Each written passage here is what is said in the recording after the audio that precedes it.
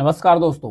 भारत ने एक बार फिर से पाकिस्तान का जो डबल स्टैंडर्ड्स है, जिसे दोगलापन कहते हैं, वो उजागर किया है। कैसे? क्योंकि जो आतंकी संगठन जैश ए मोहम्मद है, उसका जो चीफ है, यहाँ पर फोटो देख सकते हैं, जिसका नाम है मसूद अजहर। ये पाकिस्तान में एग्जिस्ट करता है, वहां पर स्थित है। वो एक वीडियो वायरल हुई है उसकी अभी हाल ही में। लेकिन पाकिस्तान कहता है कि जो मसूद अजहर है, ये हमारे देश में है ही नहीं, क्योंकि जो मसूद अजहर है, इसे भारत के द्वारा और अन्य संस्थाओं के द्वारा इसे इंटरनेशनल टेररिस्ट घोषित कर दिया गया है। यानी कि ये वैश्विक लेवल पर ये आतंकवादी घोषित किया जा चुका है। क्योंकि भारत में जो पठानकोट हमला हुआ था, संसद में जो 2001 में अटैक हुआ था, उसके बाद जो पुलवामा में अटैक हुआ था, इन सब सारे चीज़ों के लिए जो रिस्पॉन्सिबल है, जो जिम्मेदार है, वो मसूद अजहर है। उन सब सारी चीज़ों के लिए मसूद अजहर ही जिम्मेदार है। इसलिए भारत इसे प्रयास करके इंटरनेशनल टेररिस्ट घोषित कर दिया है। तो पाकिस्तान में जाकर छुप चुका है। पाकिस्तान इसे मानने के लिए तैयार ही नहीं है। लेकिन एक हाल ही में एक इंटरनेट पर एक वीडियो वायरल हो रही थी, तो इसके द्वारा एक स्पीच दी गई।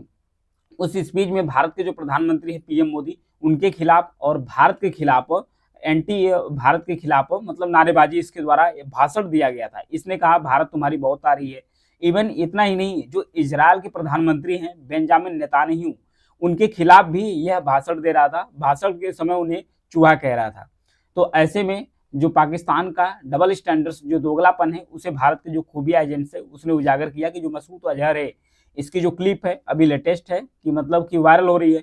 हालांकि इसे तुरंत ही जो इंटरनेट है, इंटरनेट से इसे हटा दिया गया। ऐसे में भारत के विदेश मंत्रालय की तरफ से, भारत के विदेश मंत्रालय के जो प्रवक्ता है उनकी तरफ से कहा गया, पाकिस्तान हमेशा कहता रहा है कि अजहर उसके देश में नहीं है। ऐसे में अजहर की जो स्पीच है, पाकिस्तान का जो दोगलापन है, उसे उजागर करता है। क्योंकि अजहर 2019 के पुलवामा आतंकी हमले का जो मास्टरमाइंड था, यूनाइटेड नेशन सिक्योरिटी काउंसिल की तरफ से इसे वैश्विक रूप से आतंकवादी घोषित कर दिया गया था।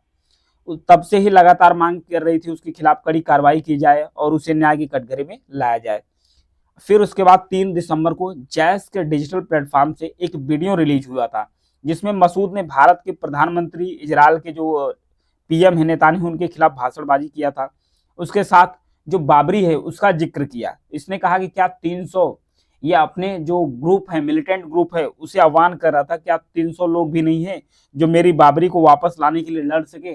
ये इस तरीके से जो हेटफुल स्पीच है वो दे रहा था। अजहर ने तुर्की में 1924 में जो खिलाफत है उसके खत्म होने के 100 साल पूरे होने पर भी भाषण दे रहा था।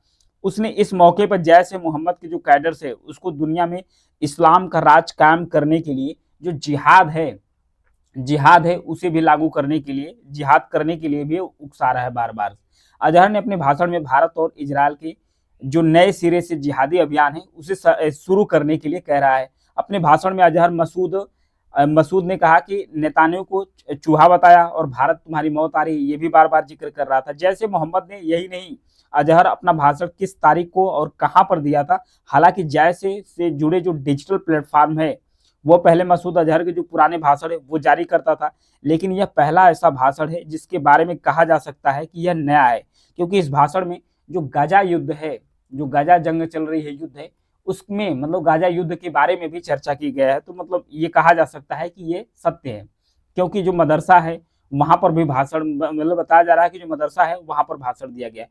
भारत के जो खुफिया एजेंसी हैं उनके द्वारा कहा गया कि मसूद अजहर का यह भाषण शायद पिछले ही महीने के आखिरी महीने के लगभग पाकिस्तान का जो बहावलपुर है उसके बाहर 1000 एकड़ में जो उल कुरा मदरसा है और मस्जिद परिसर है, वहीं से रिलीज हुआ है।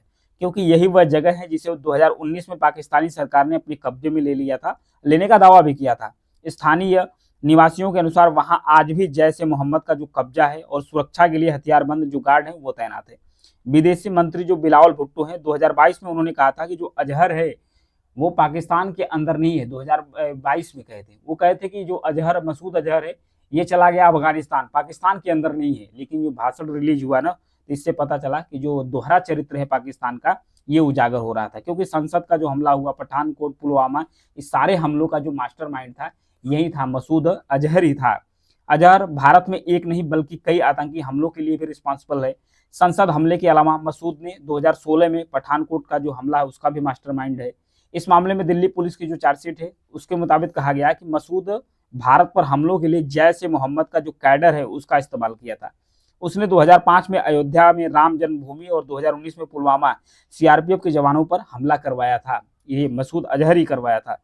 फिर इसके अलावा 2016 में जो उरी हमला हुआ था, अफगानिस्तान की मजार शरीफ में जो भारतीय कॉन्सुलेट था वहां पर जो अटैक किया गया था भारतीय कॉन्सुलेट पर अफगानिस्तान के अंदर, उसके लिए भी जिम्मेदार यही मसूद अजहर ही था 1994। अब इससे बात करते हैं कि इसकी एंट्री कैसे हुई, भारत के अंदर जो मसूद अजहर है ये आया कैसे।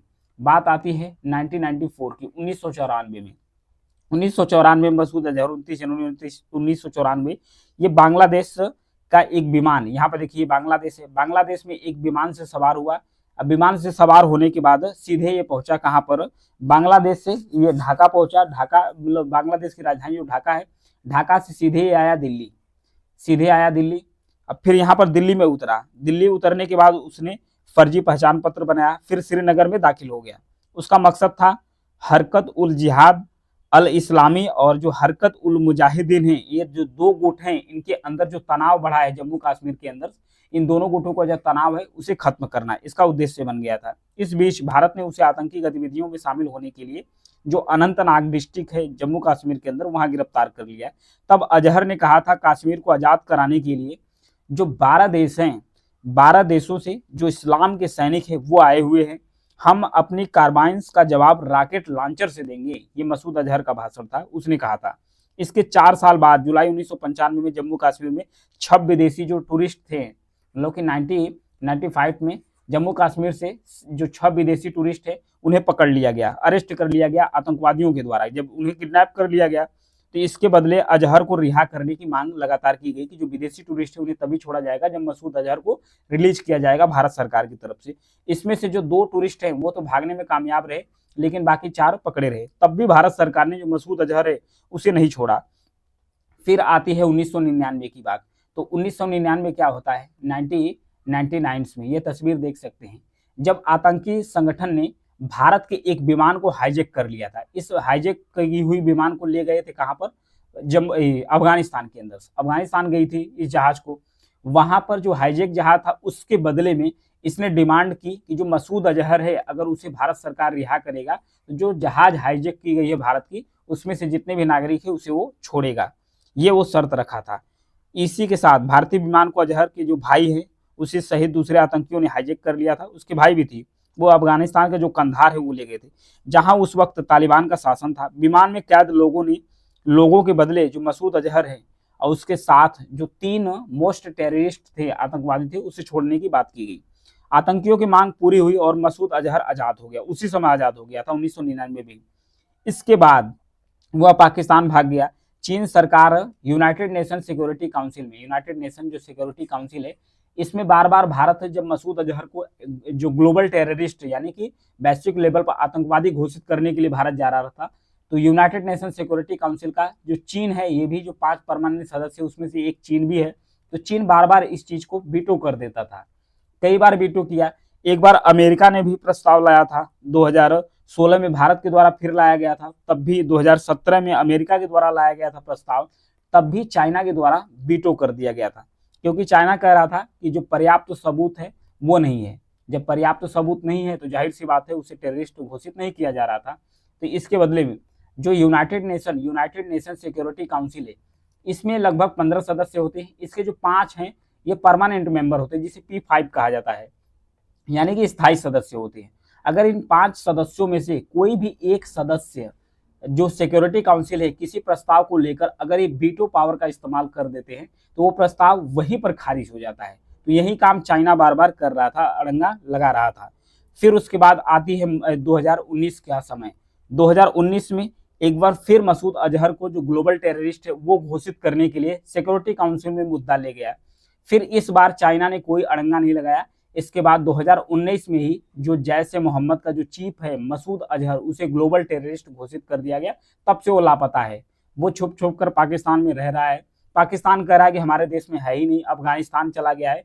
लेकिन अभी जो वीडियो रिलीज हुई है वो बताया जा रहा है कि जो पाकिस्तान का एक मस्जिद और मदरसा है वहां से रिलीज हो गई है, लेकिन इंटरनेट से उसे तुरंत ही उड़ा दिया गया है। ये भारत की खुफिया एजेंसी के द्वारा बताया गया था कि मतलब कि इस प्रकार से जो मसूद अजहर है वो पाकिस्तान के अंदर है, इसलिए पाकिस्तान का जो दोहरा चरित्र है वो उजागर होता है। अब देखने वाली बात ये होगी कि मसूद अजहर पकड़ा जाता है कि नहीं पकड़ा जाता है। Thank you.